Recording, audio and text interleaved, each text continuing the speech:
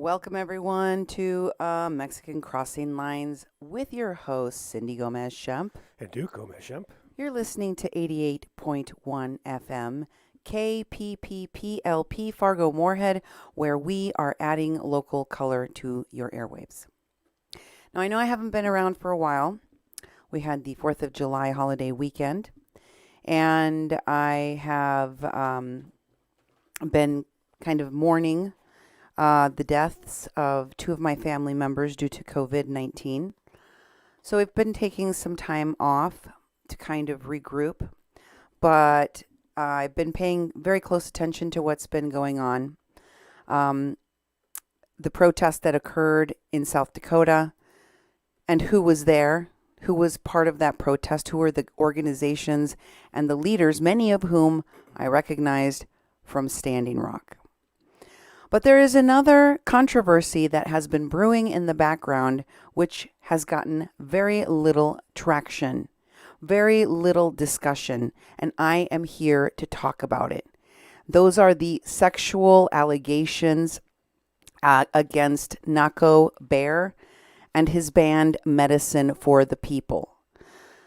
Nahko Bear has been an active board member with the organization Honor the Earth, for which Winona LaDuke, its leader, has previously, and within the last couple of years, faced allegations of sexual assault, misconduct, and sexual abuse of children at the hands of another spiritual leader that was protected and harbored with that organization, Honor the Earth. In fact, Winona LaDuke and the organization faced a lawsuit at the time I last reported upon them. So Honor the Earth and Winona LaDuke are no strangers to harboring pedophiles and sexual offenders within their organization. It should come as no surprise then that LaDuke's organization Honor the Earth, which has been prominently featured within the work of Standing Rock and Indigenous leadership, fighting against infrastructure and pipelines ever since. Let me start off by sharing LaDuke's 2013 post about this man's involvement in her organization, in which she tags Medicine for the People and Nahko Bear, going all the way back to 2013. She refers to this man as her nephew. They have a very close-knit community, if not family, at Honor the Earth, and he is part of her board, as you can see here in a 2017 post. But this 2017 post where she lists her board is only one of the many posts in which she shares that Nahko Bear is a part of her organization's board of directors. And the latest of which I found was just here in 2019. But she hasn't just been involved with him and the leadership of his organization. He's been involved in the leadership of the organization headed by Chase Iron Eyes and the quote-unquote security group Red Rum, which he's also a part of. You can see here wearing the jacket of the Red Rum motorcycle gang / club that is also headed up by Cliff Matias. You see Nahko Bear. And it's very difficult to establish what exactly the background of these individuals is. Because for a reason I still cannot pinpoint, many of these folks that are given millions of dollars, like the Indigenous Peoples Movement or March, like the other Chase Iron Eyes organization, the Lakota Law Project, like the Honor the Earth nonprofit, and many of their campaigns, we see that they uplift and put in leadership, whether it's in a spiritual form like the shaman in Honor the Earth, previously accused of sexual abuse of minors and sexual assault of employees, or this type of spiritual medicine for the people musician slash performer. Many of the leaders, if you want to call them that have been put forward by these organizations and indigenous leaders have dubious backgrounds which are conflated with indigenous culture. For example, Nahko Bear's wiki tells us that he is born in Portland, Oregon, and is of Puerto Rican and Filipino descent, but he was adopted by white people at a very young age and never even met his birth mother until he was in his 20s. In his own website, the About section describes him as being Puerto Rican, Filipino, and Native American. But he's also described as being part Apache in this article, which talks about his descent and also about the death of his father and the history of his mother being trafficked. She was a victim of human trafficking, and Nahko Bear was a result of a rape. He was, again, it says here, adopted as a baby by a middle-class American family whose home he left at the tender age of a teenager, hoping to discover more about himself. And it says here he is Apache descent, and that his father, before he ever even really got to know him, had been murdered by a man that went to prison. His name in this next article is said to be of the Cheyenne language, almost implying that he himself may be Cheyenne, and in other posts I have seen him referred to as a Navajo. In reality, according to other abouts on the Googles, it says that he was born to as Joel Miguel Parayano. Joel Miguel Parayano sounds real Latino, could be Puerto Rican, Mexican, probably Filipino.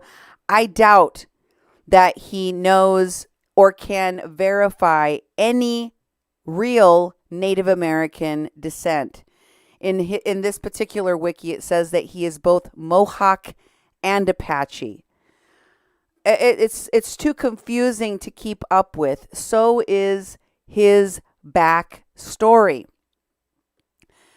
But if that were not confusing enough, the fact that this man has been embraced by so many nonprofits, NGOs associated with Native American leadership and Native American campaigns to defend the sacred, to defend their land rights, to defend their sovereignty, and to defend their resources, are riddled with gentlemen like this one.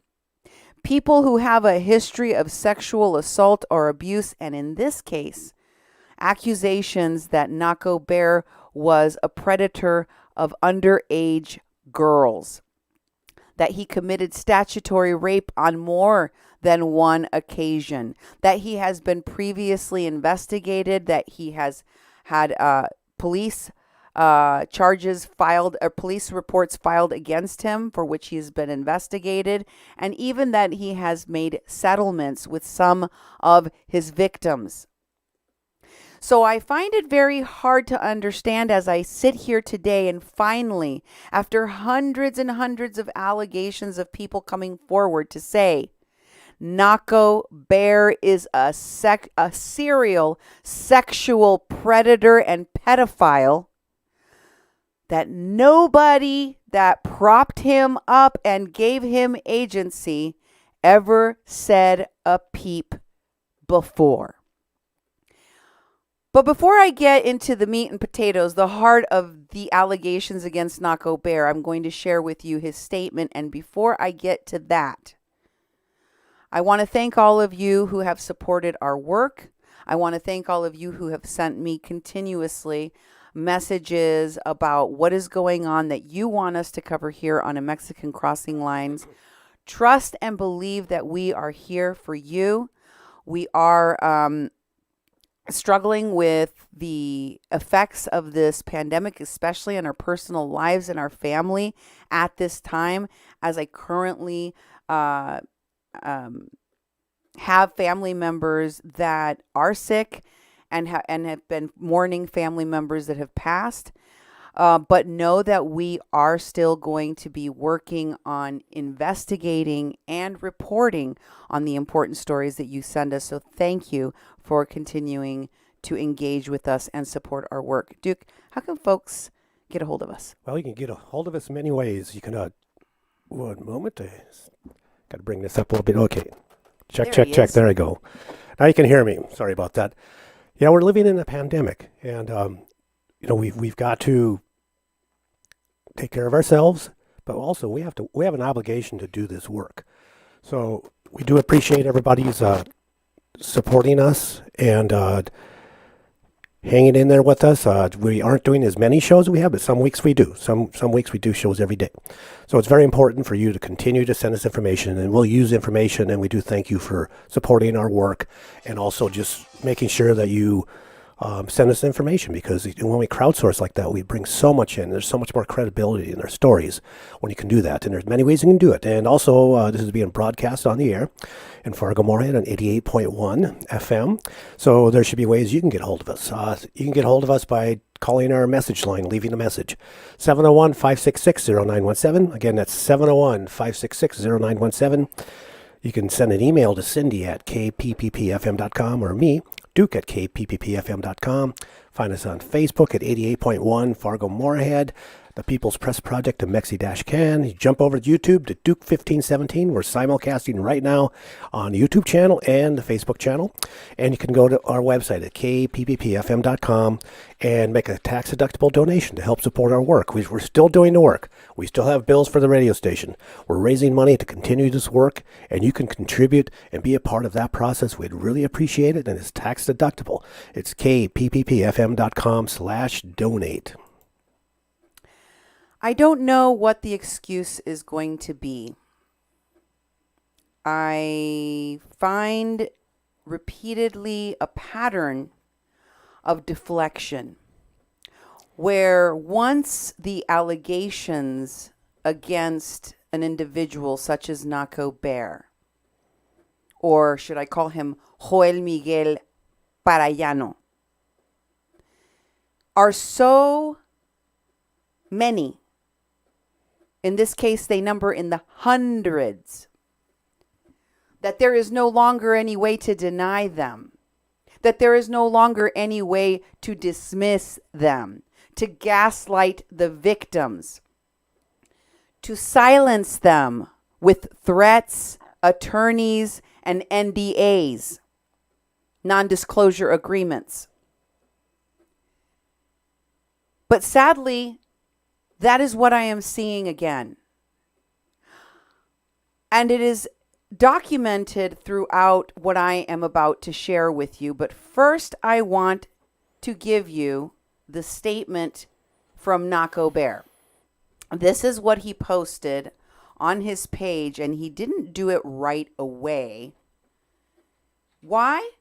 Well, according to him, he didn't do it right away because he was trying to process what happened to him. So this is what Nahko said in his statement. I am writing to all of you today to offer reflection, clarification, and to step into responsibility. I am deeply saddened by all the allegations, the rumors, and in some instances, complete lies that have been burning like wildfire in our community. I have been silent thus far because the accusations that have rapidly escalated are incredibly serious, and I did not want to respond in the heat of the moment. Please do not misconstrue my lack of immediate response as me ignoring this. I have been listening and taking it all in. I am grateful for all your voices, and I hope you will hear mine. First of all of the unfounded claims of criminal misconduct are completely untrue. These are false allegations, and I refute them entirely. So, what is the rest of the pages and pages and pages that you saw there about? If he refutes that the most serious of the allegations, which are his criminal misconduct, are entirely false, and he refutes them, what could he possibly have to say after that?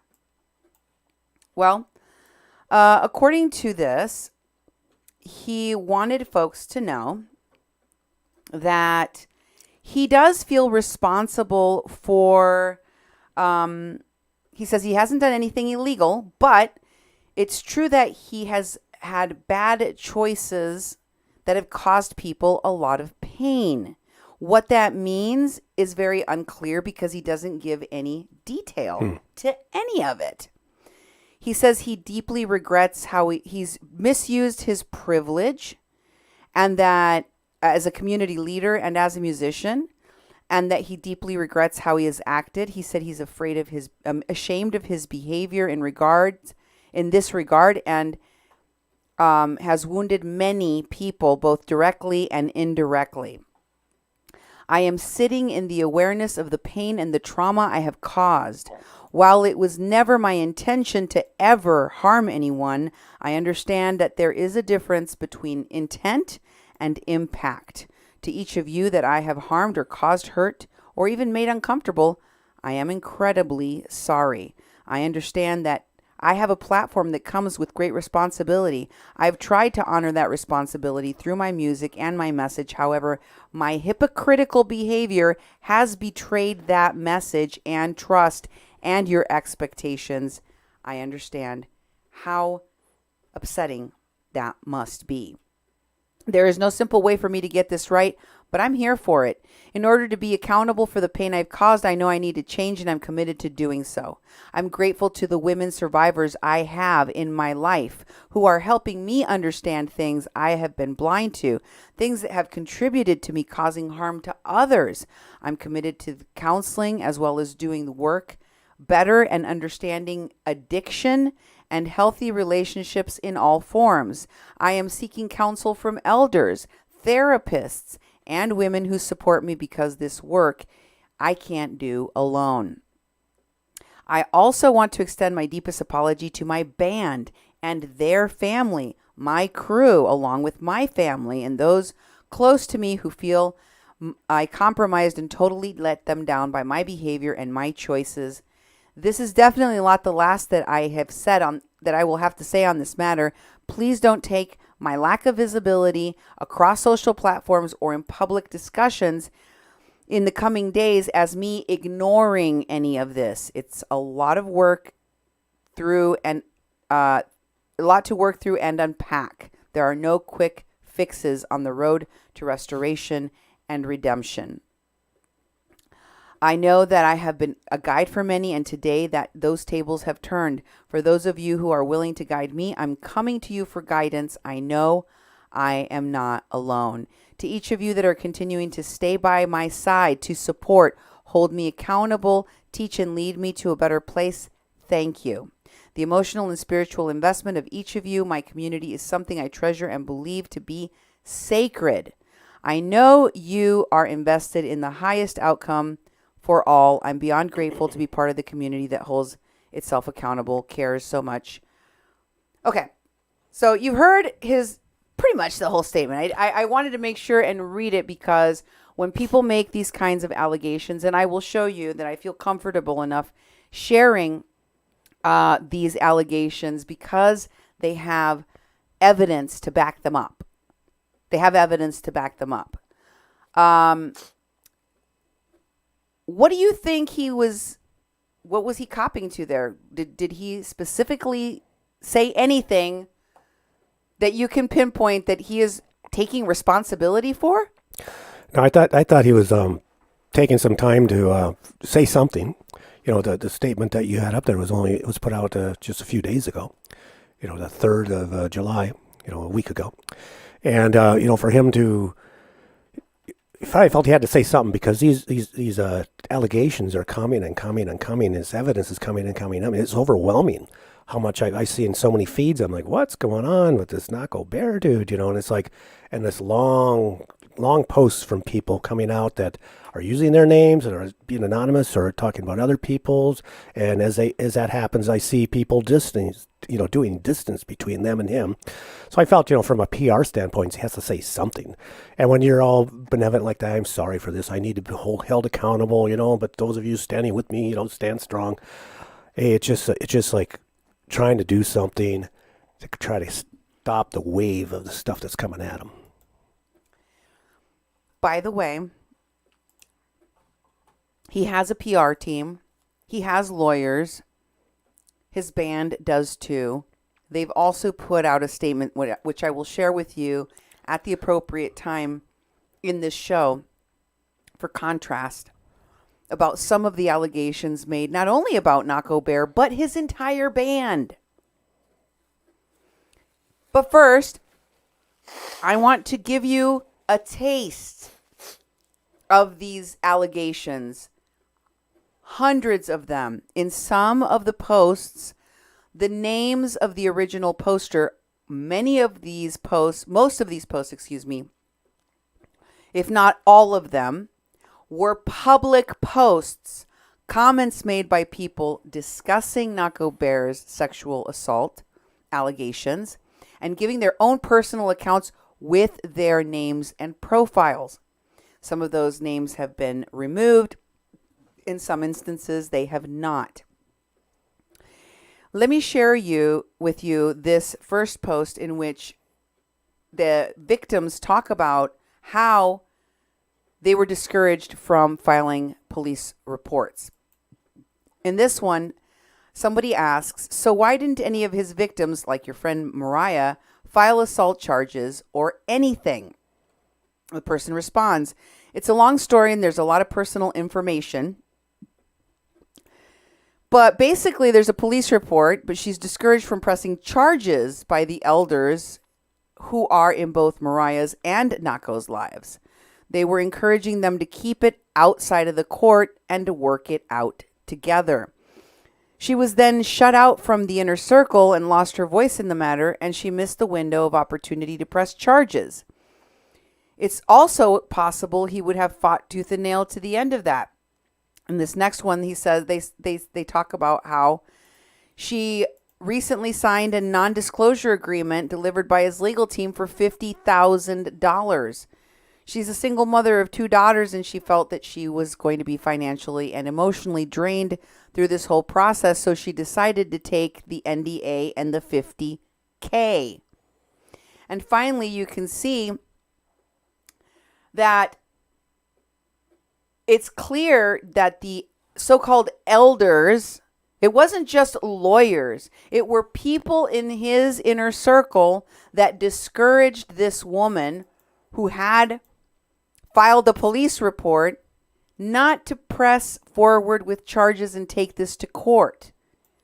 Then, after they had discouraged her and the statute of limitations had expired, they basically shut her out of this process that they told her would be better than taking this to court. I am going to now speak to the victims of this man who are living throughout the United States of America and the entire globe. Like serial rapist Red Wolf Pope and his family members, on which I have reported, this man and his band have likely assaulted and committed crimes, sexual crimes, all around the globe. So, to his victims, I say the following. 1, you need to file and press criminal charges. You need to come together as victims, and I would be more than happy to hear from victims and help victims come together to bring charges against this man. Second of all, there are other entities you can hold accountable besides Nahko Bear and his band, who are worth millions of dollars. But also you can hold the organizations that propped him up and gave him agency to operate in these festival scenes, such as Honor the Earth and Winona LaDuke, who are also worth millions of dollars. Or the indigenous peoples movement that use Cliff Matthias, Red Rum, the band, the motorcycle gang, and the Indigenous Peoples March, who they co-manage as a form of security force. Those organizations, the Indigenous Peoples Movement and March, Chase Iron Eyes, and the organizations that he runs along with Nahko Bear's Red Rum motorcycle gang, all can be held accountable for their involvement and for them giving ongoing agency to a sexual predator of this magnitude. You know, and the stuff, it gets, when organizations do that and they do it for a long term, they perpetuate it. And it's allowed to go on and on and on. And it's really hard to back out of when you've been supporting this person and you knew things were going on. And it's really hard to, when we put these shows together at KPPP-LP 88.1, we spend a lot of time, looking at what we're going to reveal, and we don't just put it out there. We really wait for real evidence, and I really appreciate your encouragement that we would be willing to work with the victims and help them have a voice and have some sort of justice. I mean, that's something we should all be doing to help reverse what these huge organizations, multi-million-dollar organizations, have been perpetuating. Well, you see very clearly they wanted to keep this out of the court. They want to keep him from facing criminal charges. And of course, the main reason for that is because the people that use folks, predators, the people that harbor and protect predators like Nahko Bear, don't want to have any liability for giving him agency, propping him up, protecting him, defending him, and silencing and attacking his victims. I can guarantee you that after you listen to the long litany of examples, these are by no means anywhere near the full extent of what this predator has done. But once you have seen and taken a look at the variety of examples of his behavior, I want you to ask yourself if people that spent as much time with him as many of the Standing Rock phonies, con artivists, the Border Support Network activists, like Doug McLean, like Lolly B, and so many others, ask yourself if you could have been in the presence of this man for years and years and years and years, had him on your board and went on vacations with him, did concert after concert after concert with him, as Winona LaDuke has done, as many of these other indigenous activists have done, and not noticed that he was a sexual predator. Because it's difficult to miss. Take a look at some of these allegations. This was posted by a person that said that they were also taken advantage of by Nahko Bear. They were blacked out and woke up with his genitals on their face. This next post shares that there is a police report that confirms that he assaulted his ex-partner. So he doesn't just physically assault women, sexually assault women and minors. He's also a physical assaulter. It says he impregnated a woman while he was in a relationship with another, and he constantly lied and cheated to these women and gave dozens of women herpes and lied about it. So, he is a cheater. He is an abuser of women. He physically assaults women, and he passes on sexually transmitted diseases. He's also a deadbeat. He has a child he does not care for. The list goes on and on. In this next post, this woman talks about how she was blocked by him after being used to lie to his significant other. She also claims that she was not personally sexually assaulted and was of consenting age when she was in association with him. But the way in which he broke things off with her and the things that she reveals in her story about inappropriate conduct, which included sending her nude photos of women and sending other women nude photos of her in an attempt to try to get them to consent to having three-way sex orgies, is pretty disturbing. In this next post, another person talks about the fact that they went to a party at a house party where he was staying, and when they showed up, Nahko Bear greeted the person at the door with a hug, and then he kissed my girlfriend on the lips right in front of me. She was uncomfortable and confused about it, as I was. It was a very awkward and confusing experience because we admired him so much and loved the music so much that we didn't want to believe that anything creepier was going on, but it was. Nahko is the kind of guy that will kiss your girlfriend on the lips right in front of you. Yes, he is the kind of person that will kiss your girlfriend on the... So he will sexually assault a woman that you are with right in front of you. And he doesn't mind whipping out his genitals. In this next post, as you saw, he put them on a woman's face that had passed out. She woke up with his genitals on her face. In this post, someone talks about the fact that after a concert in 2015, he whipped out his genitals and started peeing in a woman's direction. In this next post, it talks about how he assaulted some minors. It says here that this goes back to 2014 when severely underage girls were present at an event called Halloween. And a bunch of dudes were so upset about Nahko's behavior, they wanted to beat him up, and security needed to be called. In fact, they claimed 2 of his band members quit after that incident. He has been known in these festival circuits to be a sexual predator for quite some time. In this post about the Beloved community, which I'm not very familiar with, but maybe some of you know more, this person talks about their experience with the Beloved Festival.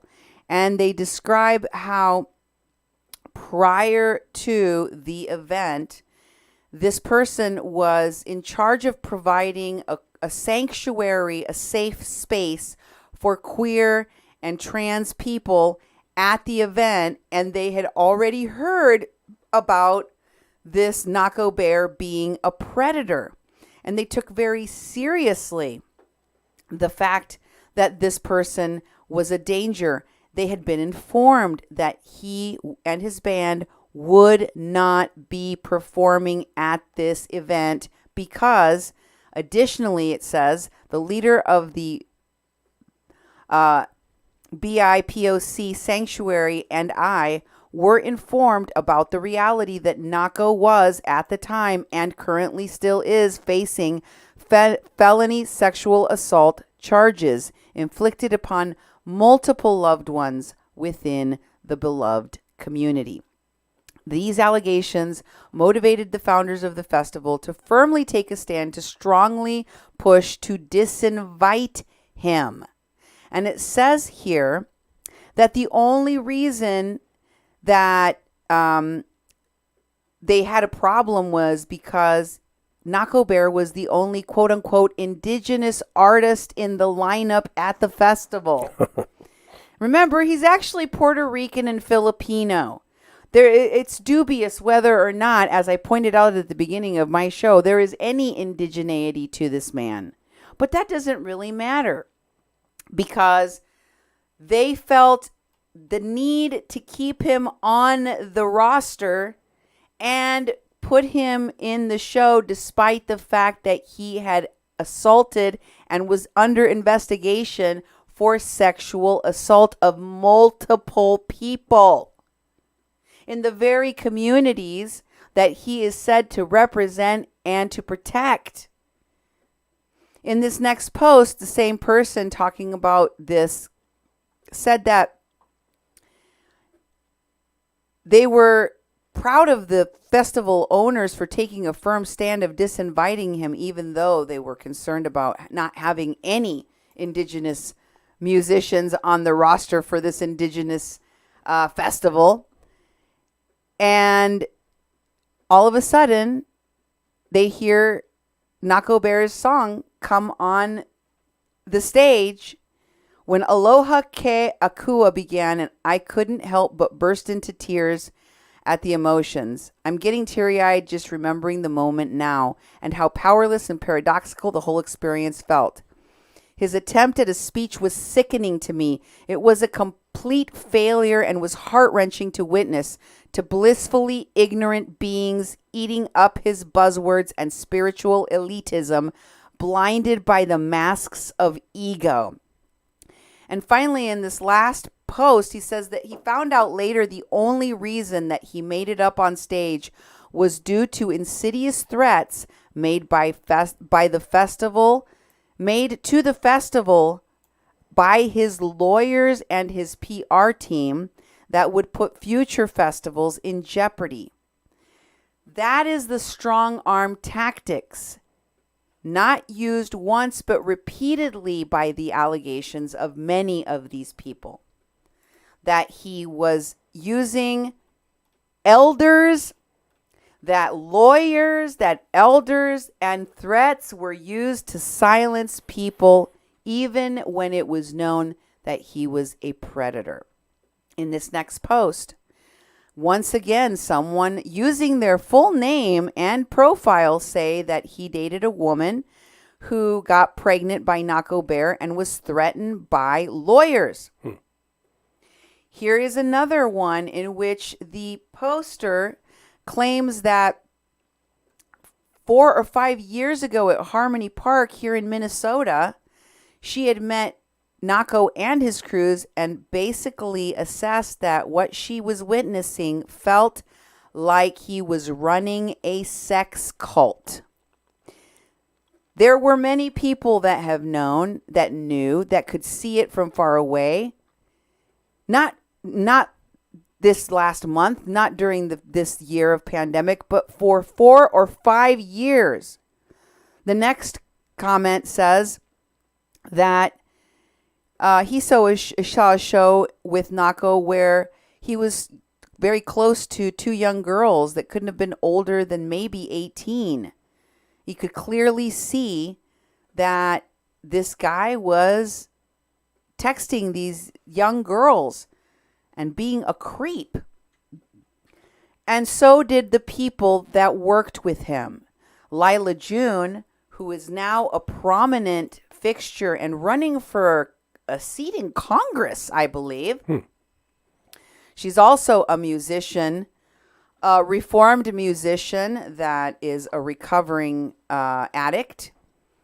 Lila June posts that she wholeheartedly believes the accounts of the victims of Nahko Bear and his band, Medicine for the People, about assaulting minors and systematically abusing women. And the reason why she does is because she had an experience with Nahko when she opened for his band. Here she talks about opening for his band not in 2019, not in 2018, 2017, 2016, but in 2015. This is even before he was involved, as was Lila June, with Standing Rock. Did she come forward, or did any of the people that worked with him and knew him to be a predator and a sleazeball say a peep about it? No. Here's what she says about it now. I was asked to open for them back in 2015. I came wearing traditional attire and prepared to offer my best to the people. But before we went on stage, someone came and gave each band member a pint of whiskey, and they all started drinking. The lead singer started hardcore making out with a young woman right in front of me, and I felt really disrespected and scared. A little while later, the drummer started heavily flirting with her. I thought to myself, wow, they're just kind of tossing her back and forth. The worst was when the guitarist violently shoved another girl's face into his crotch as a joke.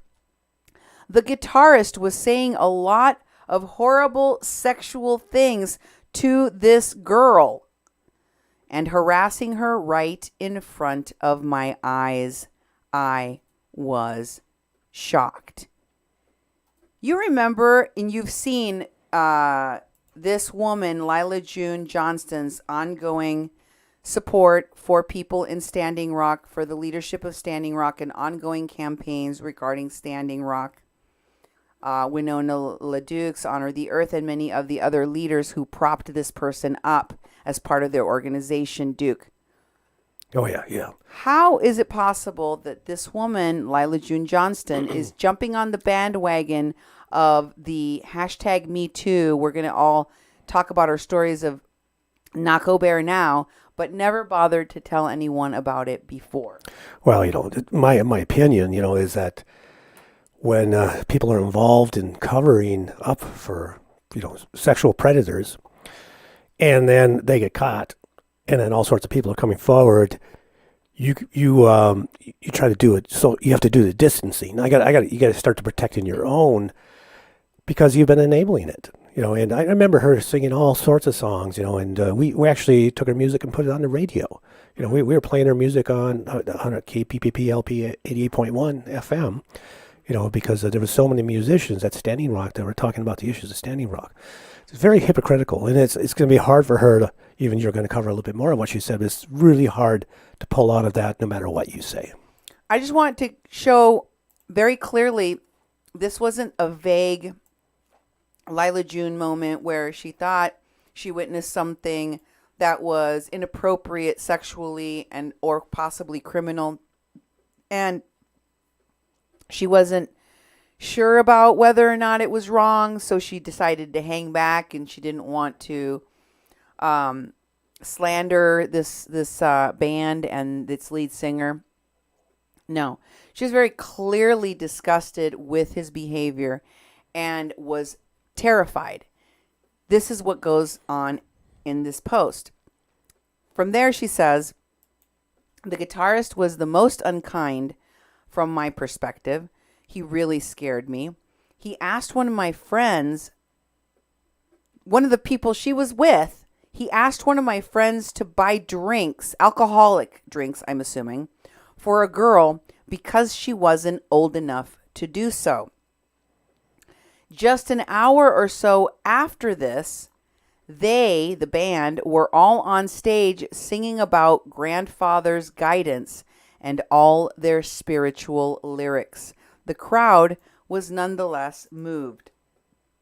The level of hypocrisy, insincerity, and abuse of power was and is off the charts.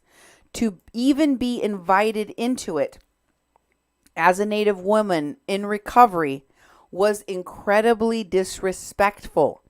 In the old days, if a man abused a woman, they told him to walk off on his own. That's how seriously things were treated in our communities. Now people are saying, they're just being normal rock stars, using fame to sexually exploit women. Only in America is this normal. No, Lila June, only in indigenous leadership circles and organizations, including your own, is this normalized as okay. This is where it's happening. It's happening in the leadership and in the nonprofit organizations that you are associated with. It's not just America. Hold yourselves accountable, because you guys had something to do with enabling this man. Then she talks about how she gave him second chances. She says she was terrified of him. She says that she saw how disgusting that he was. He asked her friend to commit a crime and buy alcohol for a minor. She watched him assault and pass women around with his band. And yet, she gave him second chances for many years.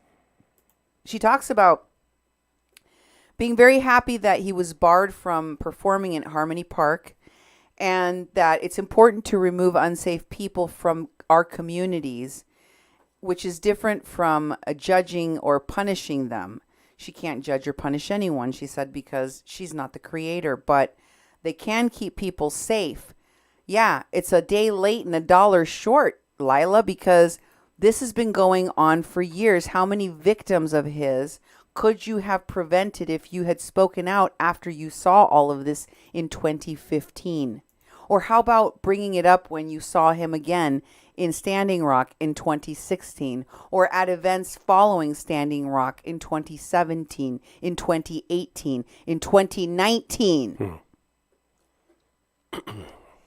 She says, I gave them second chances for many years. Could you show the second chances that she talks about here, please? And she even tried to help him heal, like so many of us have, because we believe in redemption and restorative justice. I don't think you understand what restorative justice means.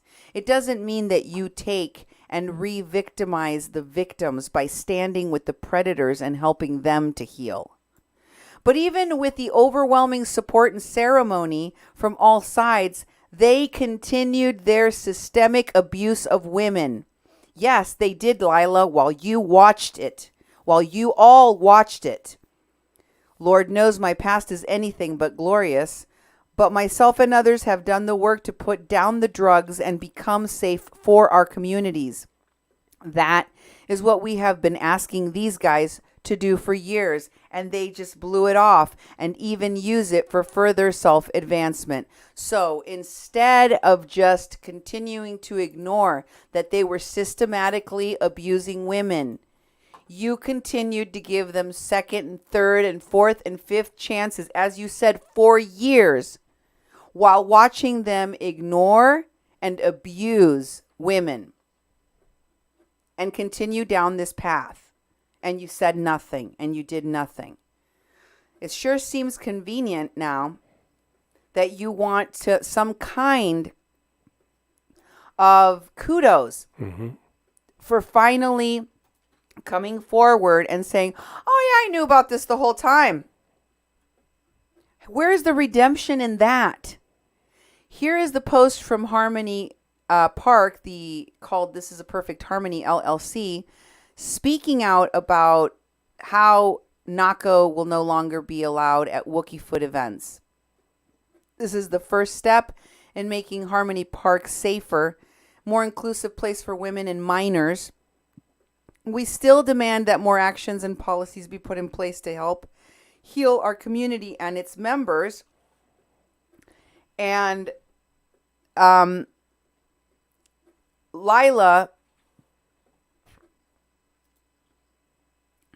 talks about Nahko's statement here in her post, saying that she was very disappointed in the statement that you heard me read that he made, or His band statement, which I will share with you in a moment, saying that it was neither an apology nor an attempt to acknowledge or accept responsibility for the harm that he has caused.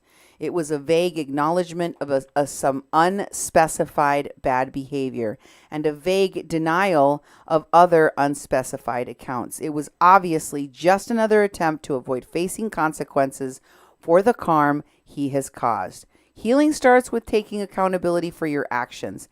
Yep, and a good judge begins in his own house, Lila.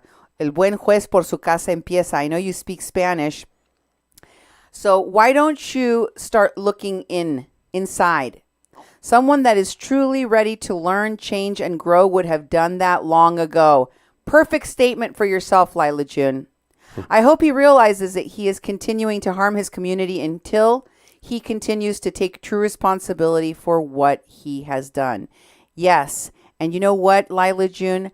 I hope that you come to realize that you are continuing to cause harm to your community as long as you don't restore the trust that you broke by ignoring this sexual abuse while people around him, including yourself, supported and helped the predator heal while ignoring and gaslighting his victims all of these years. Because many of his victims were told again and again that he was a predator. People came forward many, many years ago and said he was a predator, and they were silenced, they were threatened, they were harassed. And it wasn't just done by his lawyers and his PR team. It was the people surrounding him and also the people like yourself that continued to prop him up silently. Here she talks about how she feels that it is time to cancel Nahko Bear. And she says that according to several accounts, this band, Medicine for the People, has fixers that scare people, and they're currently trying to do it right now in the midst of all of these new allegations. She says it's really not cool at all, and I'm glad that all of this is happening.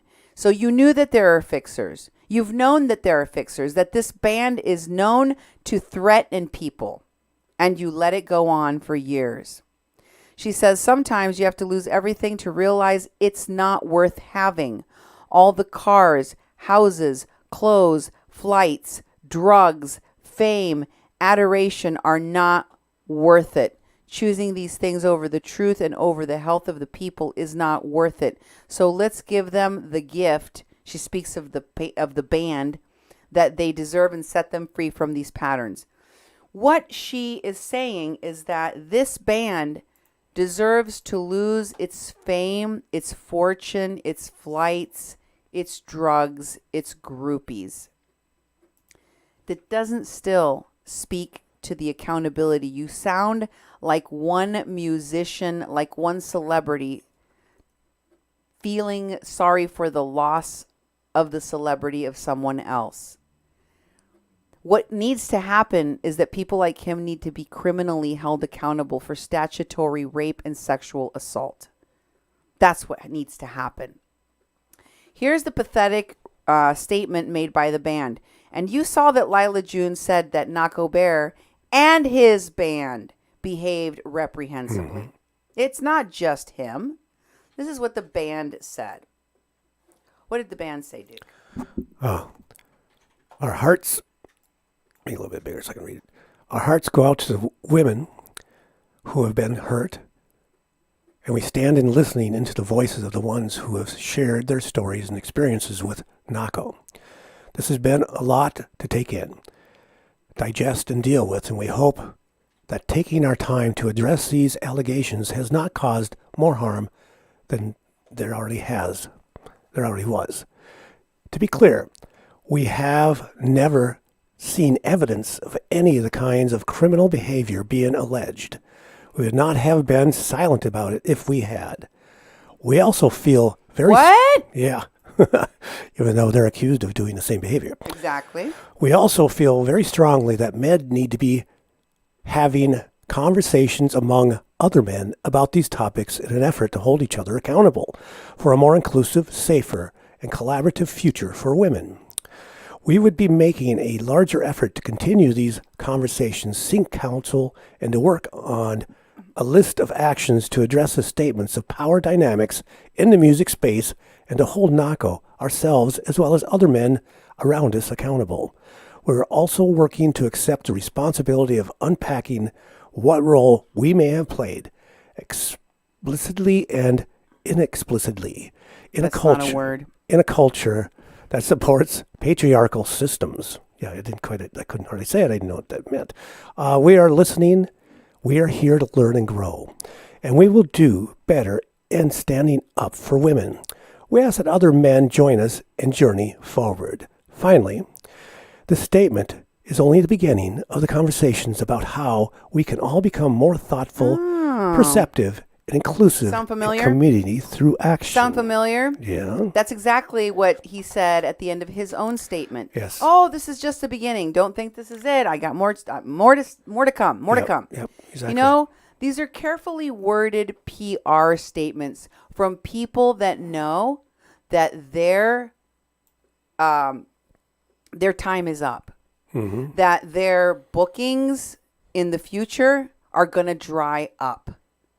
That this level of sexual debauchery, assault, including and especially the abuse of minor girls, is going to hopefully lead to a criminal investigation that will land all of them in jail. All of them in jail. And an investigation into the organizations. I don't have time to go through it today, but I am going to show you every one of the people that supported and continued to prop up this sexual predator and his band in an upcoming show. Because it is not enough for us to show you what he has done. It's also important to show you and hold accountable all of the people that let this happen and let it go on for years and years and years. So let's go to some of the allegations of sexual assault of minors.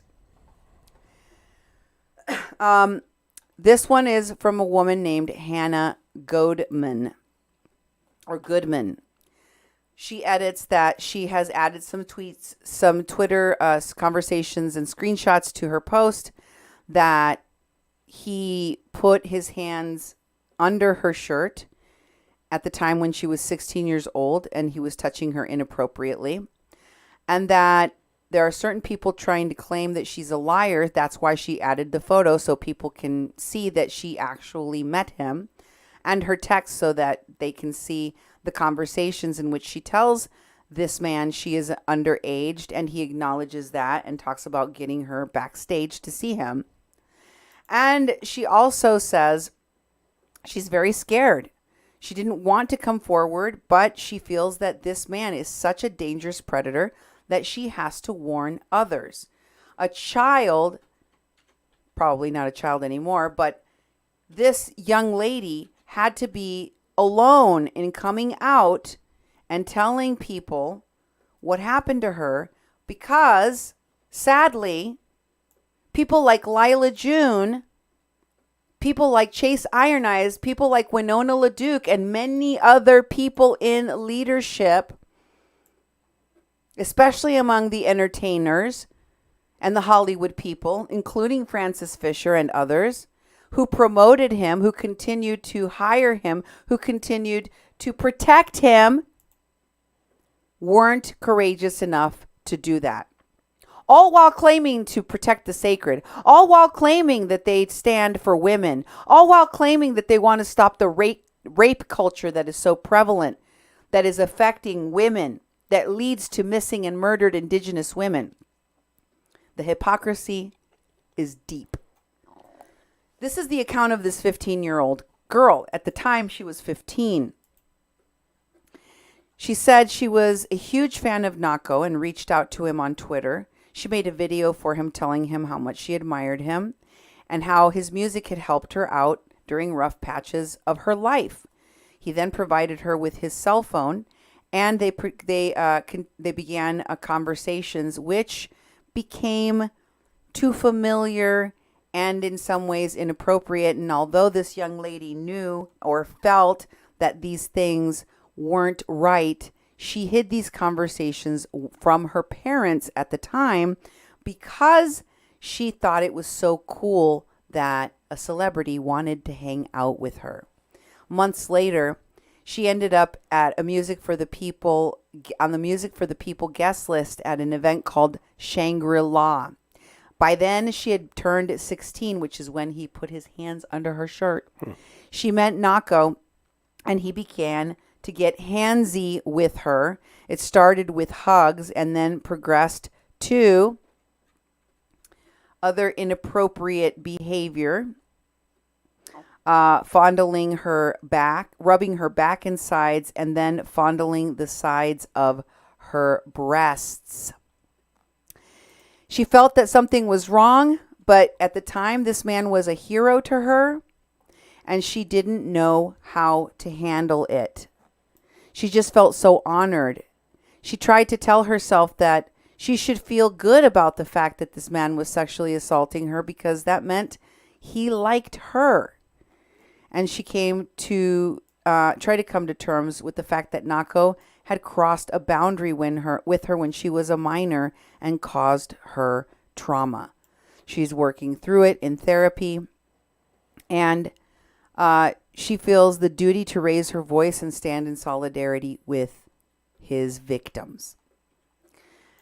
This is supported by a picture she posted of herself with Nahko Bear, just to prove that, yes, indeed, she was with him. For those people claiming that she's a liar and she didn't even meet him and never had anything to do with him, there she is at the age of 16 at the event in which he assaulted her. And here is the text messages in which they discuss her being a minor. She says, "Hey, if you could get me some information about getting in to meet you at Harmony, that'd be great." And he goes, "Oh, you'll find me, ha ha ha. And hey, you got my digits, darling, holla." And she says to him, "But I'm not 18, remember? I can't get in. Should I get to the gates and then call you? And what day?" So yes, he did. And here is another story that was posted.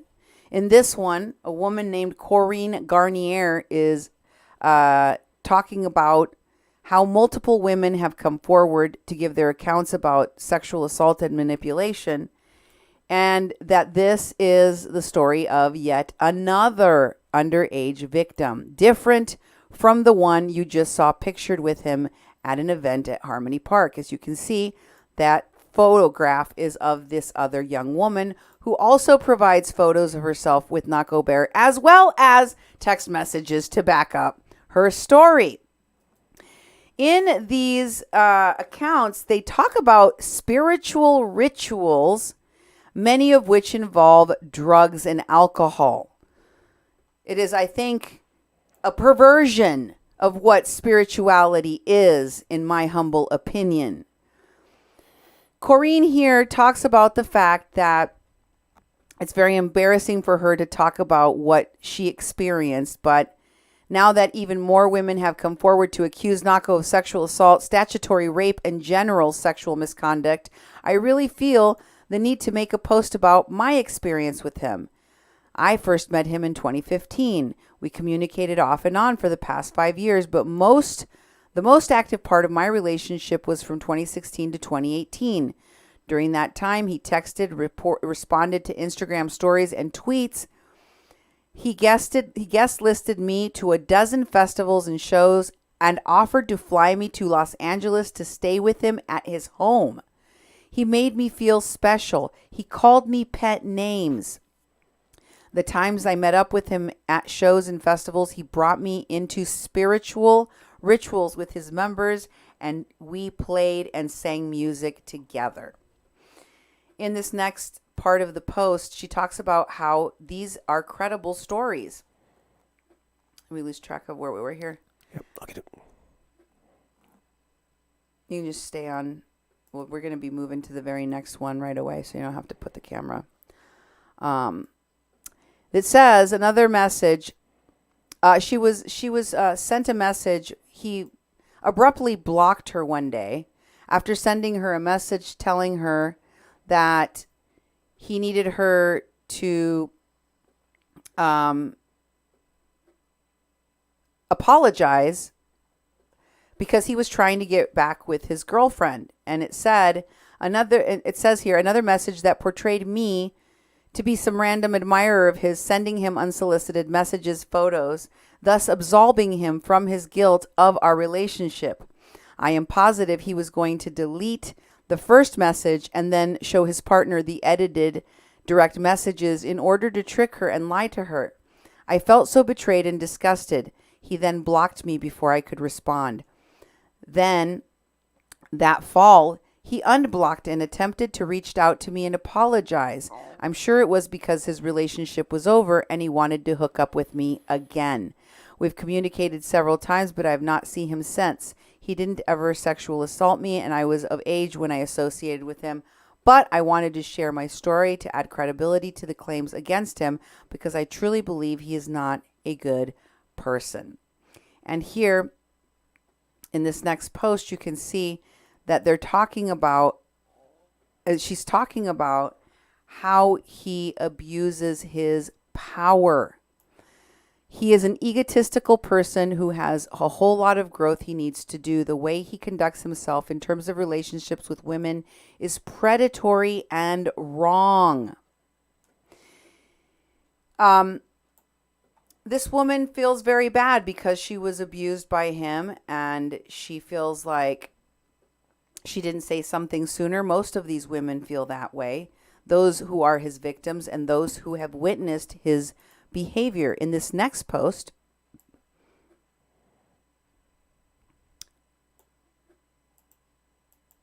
you can see her texting with him, and he says all of a sudden, "Hi, I'm sorry to write you like this, but please don't be mad. I'm going to delete this message after I send it. Then I'll send you a new message. To that message, I need you to reply only one thing. Please don't respond to anything else. Just say the following. Okay, I'm sorry. My partner and I are trying to work things out, and she's pretty pissed that I've kept on chatting with other chicks in a way that disrespects her. To be honest, the line between us has been blurred for a while. I'm trying to clean up and clear things up. Please don't reach out to her. It will only make things worse. I am praying that this is all worth it." In this next post, it continues. He says, and it's meant to be. Thank you for understanding. Always got mad love for you. Be well and thank you. Then he sends the post that he wants her to respond to by saying, I understand, I'm sorry. And this is the post. Hi there, I have a partner and I'm in a committed relationship. Please respect that by not sending inappropriate photos anymore. I'm sorry for ever misleading you. So in order to cover up for the fact that he has probably inappropriate photos of minor girls on his phone,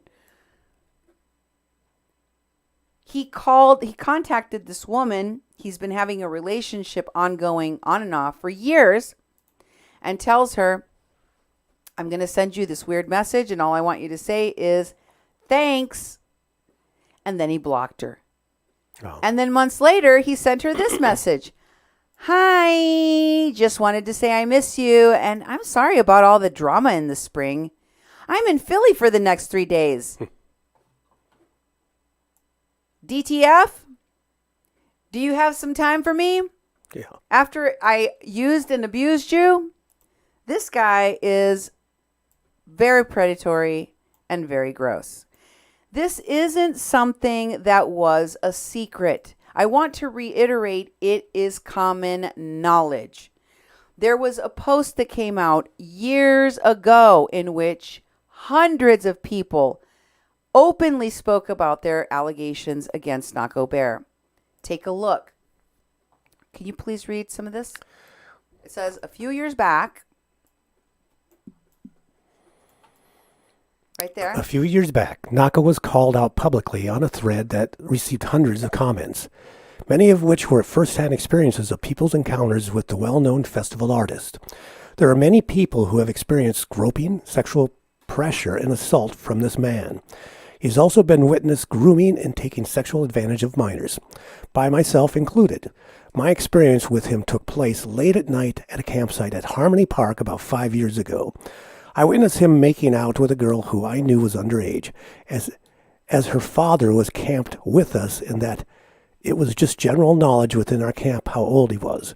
Previous to this encounter, this young girl was raving about how much she loved Nahko, so it's no wonder that it was likely and very easy for him to persuade her into his physical encounter. I absolutely will not be repeating the names of either the girl or the father, so don't even ask. When this call-out post had been shared and commented on by hundreds of people, overflowing with experiences with Nahko ranging from him just being straight up rude to straight up sticking his hand down women's shirts and pants, not only did Nahko never speak on these memories, but he continued to be booked by the likes of Wookiefoot and others in the festival community across the country, especially as a headliner at events. Everyone was silenced. Everyone who doubted, nobody had heard, and nothing was done.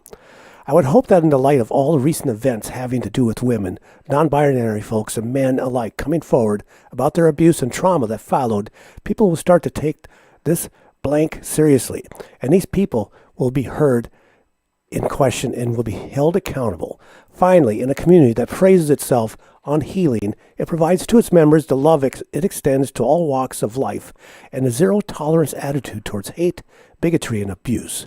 It is appalling that someone who has a multitude of allegations against him is still welcome as a staple in the festival scene. Get your bleep together. Okay. And this is another post. This is just to show you how much of an open secret this was. Everybody knew that he was a sexual predator, that he was gross, abusing drugs, all while talking about protecting the earth and spiritual medicines and the guidance of grandfathers. And again, remember, it is very highly questionable whether or not this guy has even any indigenous roots, and even if he did, they were not from his upbringing because he was raised and adopted by white people. Okay? So let's take a look at what they say on this next post about him, where they call him Nacho Cheese. I heard that Nahko, Nacho Cheese Bear, is being outed for his predatory nature, which is no surprise. I heard about it for years. In fact, festival culture has a lot of this going on, and it needs to be cleared out for good. Yes, festival culture does have a lot going on. In this next post, we'll hear more deeply what that means. It has to be cleared out for good. This writer goes on to say, I never met him or got his music personally, but I'm not a fan of overly preachy singer-songwriter types. No one should be put on a pedestal like he has. He's obviously not a living sage or even living the words of his own music at all. He needs to be held responsible for his actions and not let off the hook because people like his music. People make mistakes, sure, but he's been doing this for years. True ephebophilia predator. For those of you who do not know what an ephebophilia predator is, it is a pedophile that has a primary sexual interest in girls or adolescents from the ages of 15 to 19. Okay? This is a post identifying him as a pedophile, as an openly known to the community, to the festival scene, pedophile.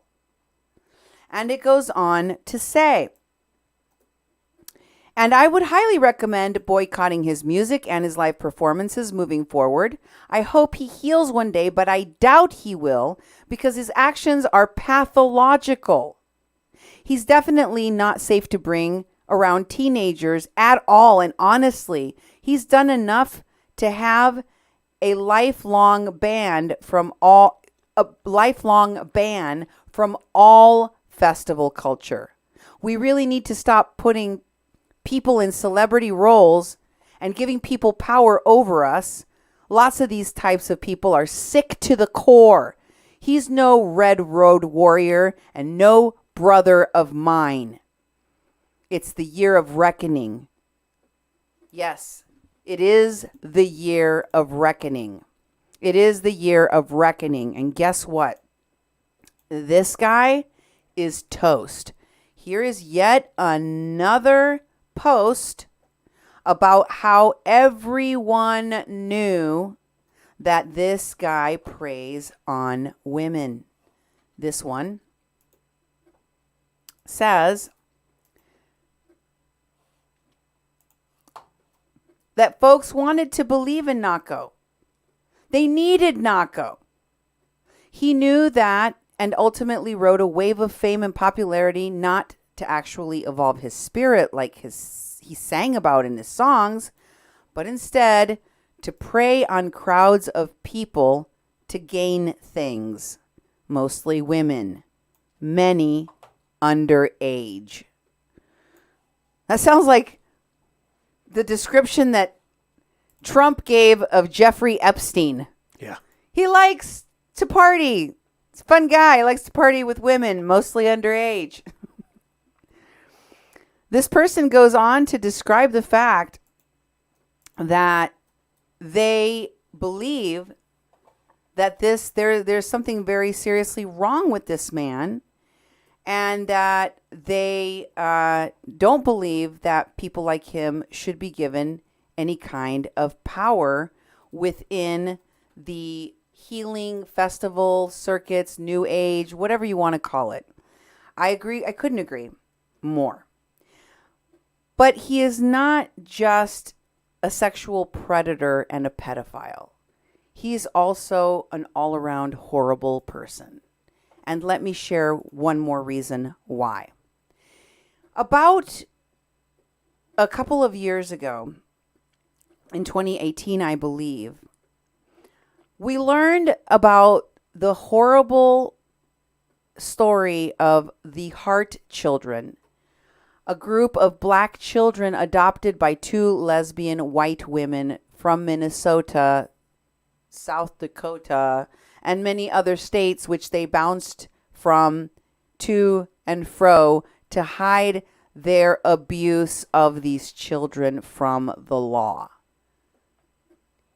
To hide the way that they starved, beat, and abused these children before murdering them in a suicide murder pact by driving off of a cliff in California with the children.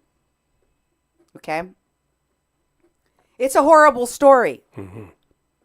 One which enraged me at the time so much because when I talked about it in disgust, I mentioned the fact that these two white lesbian progressives that adopted all these black children not only starved and abused them before murdering them, they used them as props for their agenda, including having Devante in a terrified photo that went viral, giving free hugs to police officers at protests against police brutality. Do you remember those photos? Mm-hmm. Maybe you do. Maybe you don't. But let me share with you this photograph of Nahko Bear with one of the children that died, Devante Hart, the same boy I told you appeared in the photographs that showed him giving free hugs to police during the protests against police brutality in 2017, 2016, and one of his mothers. And in it, Devante Hart, one of the children that was beaten and abused and killed by his adoptive white mothers, raised $490 for the organization Honor the Earth. And he said he didn't want a birthday present because he had everything he wanted. A child that never got enough to eat. A child that was being beaten and abused and was eventually murdered by his own adoptive mothers said he wanted nothing. See how he was used as a prop? Mm-hmm. He gave the money to them at their Project Earth concert with Nahko Bear and Lorna Haynes and 800 people watching. And the two mothers liked this post. In fact, they're tagged in this post of Winona LaDukes. She didn't just get money for Honor the Earth with Nahko Bear, who's on her board. She knows the two mothers that murdered her two children, Sarah Hart and Jen Hart. They liked the post and were tagged in it, and they are her friends on Facebook. But that's not all. These people, after the death of these 5 children, after the murder of these children, had the audacity to defend the killers. Even in death, these children did not get justice because of Nahko Bear. In these tweets, you can see how he defended them. A woman by the name of Kristen Rawls posted that Nahko Bear was doing violence to the memory of the murdered children by defending their horrible adoptive parents, spreading unsubstantiated rumors about his mental health. And she goes on to say, Nahko asks his fans and followers to attack people that are challenging his aggressively positive views of the murderers, i.e., his adoptive parents. In this post of Nahko's, she uses an example. He says to a person that was upset about the women adopting all of these black children, you sound like a textbook broken machine. Medicine tribe. Go ahead and tell this fool off. Do you even tour, bruh? He's calling on his tribe of followers of his band, the Medicine for the People tribe. He says, got fam you travel with? This fam was fam. This was my family, he says. These people didn't just give money to Honor the Earth. These 2 murderers that killed all of their black children, tortured them before murdering them, they're Nahko's family. And he's saying this after the murders. Wow. If you ain't hip to diverse, unique fam in this world, you need to get out and check the world. Hashtag defend the hearts. He even created a hashtag to defend them. Wow. Check out these other tweets. In the second tweet, in this next tweet, set of tweets, you can see how he created the hashtag. And it says that he says this in response to someone called Brutal and Savage that said, sorry, but that actually adds to the fuel in this fire, since it's been proven that abusers are disproportionately likely to be child sex abuse victims themselves.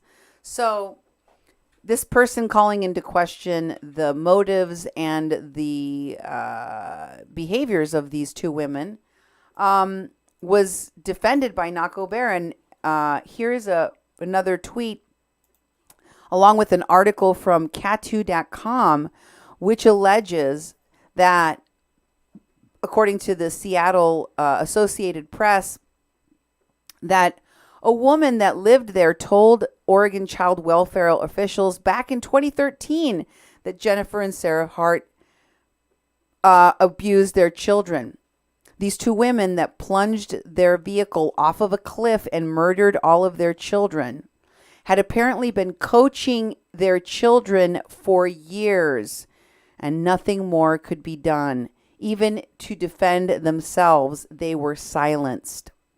In this next tweet, Nahko Bear defends the family of defends the murderous mothers, saying in response to Curtis Schoon, who said, I hope that there is a thorough investigation into how these women were allowed to adopt 6 children they couldn't even afford to feed. Nahko says, FYI, this family was one of the most courageous I know. I too was adopted by white folks and overcame much. Beyond skin color and sex orientation, these mothers exposed these legendary youth to a diverse community. Whatever happened, it was an accident. Oh, boy. No, there was no accident in what these women did. They went from state to state, hiding the fact that they starved and tortured their children, that they abused them and used them for sick props for their own political agenda. And there was no mistake that when the law was close to catching up for them, instead of giving up their toys, their playthings, which is what those children were to them, they decided to plunge themselves and their children into the ocean off of a cliff. So they could not be stopped. So they could not be punished. So they would never be held accountable. And so those children would not be saved. In this next tweet, he again makes this gross statement in response to someone named Brutal and Savage. Sounds like you need more hugs, bruh. Those adopted kids loved my music because I was adopted too. Devontae wore hug signs as a choice he made on his own. The other kids, let him be. There's a lot of dope fams out there like this one we all grew up with. Think before you judge. It is, according to this post on the right by Kristen Rawls, alleged that Sarah and Jennifer Hart made claims to the Children's Welfare Services that investigated them in various states that the children had eating disorders to explain how they were so stunted in their growth and malnourished. And in response to that, this is what this sexual predator, Nahko Bear, had to say. Bruh, you need more hugs. Let's look at this next post. Again, defending the gross, disgusting murders of these 2 women. A woman named Carolina Callie says that the idea that they could adopt this many kids illustrates how political correctness has run amok. And Nahko defends them, saying, these amazing kids were all adopted from the same horrible situation, save one boy who was the eldest. These angels came to these 2 amazing mothers completely by chance. Miracles happen. He is calling the murders of these children a miracle. Miracles happen. Tragedies happen. Consider the legacy they left behind. There is another side of the story. By the way, this is before the conclusion that they had been brutally murdered, not that they accidentally drove off a cliff, was made. And he defiantly continued to defend them as angels, as good people, even though Nahko Bear, after all of this came out and it was determined these women murdered their children, tortured them, starved them, and murdered them. This is what he did. He wrote some lyrics about what seems to be a description of the murders. In his song, he wrote, dreaming of the day we drive our cars into the ocean, and all the people looking on will wonder what to say, and live confused about us till the day they do the same, and they see while swimming that they are free.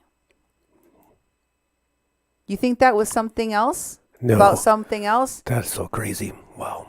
Drove our car into the ocean till the bitter end. He continued to defend the actions of these two murderers. I can't tell you how disgusted I am by the fact that so many hundreds of people were victimized by Nahko Bear and Medicine for the People.